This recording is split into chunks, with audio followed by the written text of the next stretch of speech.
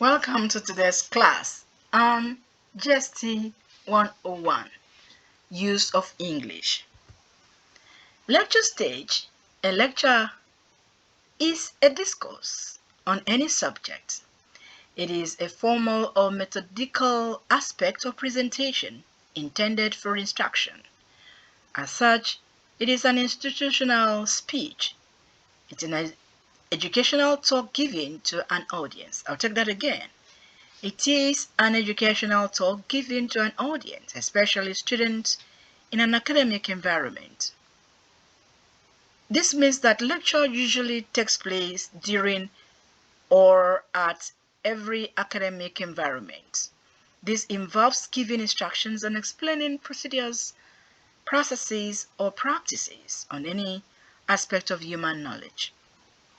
A lecture can also be seen as a link between the lecturer and the student. Example, when a lecturer has information to pass on to the students concerning the course he is taking, he does so by delivering a lecture.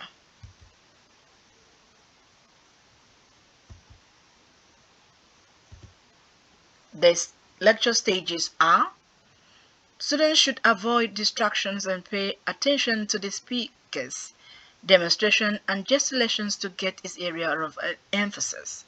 During lectures, students are expected to pay attention to what is being said or taught.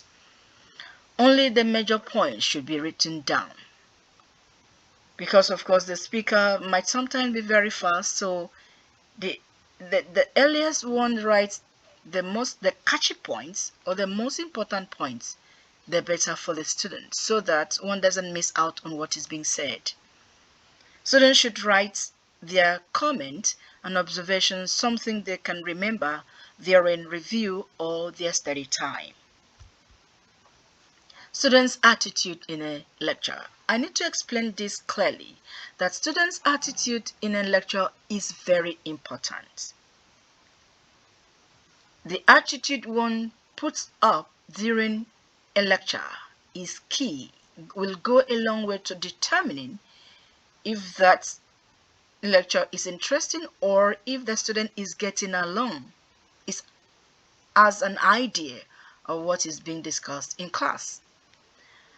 1. The student should have an inquisitive mind, be willing to ask questions. Don't guess. One shouldn't presume, just ask questions to get clarifications. 2. Ask questions where necessary for clarification. I'll take that again. Ask questions where necessary for clarification. 3. Students should have positive attitude towards the lecturer and the lecturer. I'll explain these points. Most students fail some courses if they develop dislike or hatred for the lecturer.